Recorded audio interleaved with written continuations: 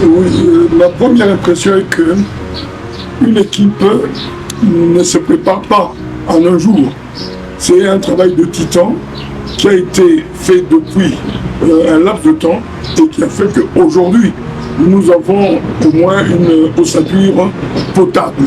Donc je suis très convaincu, lorsque j'ai vu les autres matchs qui sont passés, je me suis dit, nous avons une très bonne équipe et nous pouvons faire une grande surprise aujourd'hui. Surtout le match d'hier m'a impressionné lorsque j'ai vu le Cap-Vert contre l'Espagne. Or l'Espagne a dans son sein une bonne partie des joueurs de Barcelone. Alors j'ai été surpris de voir que ces matchs-là s'est terminé sur un score nul de 0 but partout. Donc aujourd'hui, pour le Congo, j'essaie, quand je compare par exemple le Cap-Vert au Congo, je me suis dit, nous avons une bonne équipe, nous sommes mieux qu'eux, donc nous pouvons faire une bonne surprise aujourd'hui. Moi, ça ne m'inquiète pas du tout parce qu'on a parlé de l'Espagne. Et je venais de stigmatiser ici que l'Espagne regorge en son sein des meilleurs, des perles de Barcelone, Barcelone qui est au top du football mondial. Alors, si ils ont pu faire ce qu'ils ont fait, donc je pense que malgré le nom Portugal, le Congo peut se défendre. Moi, Théo Bongonda, moi je crois en lui, et Massoak, je crois en lui, mais moi personnellement, je ne crois pas tellement au football de Bakambu. Moi personnellement, je ne crois pas en son football.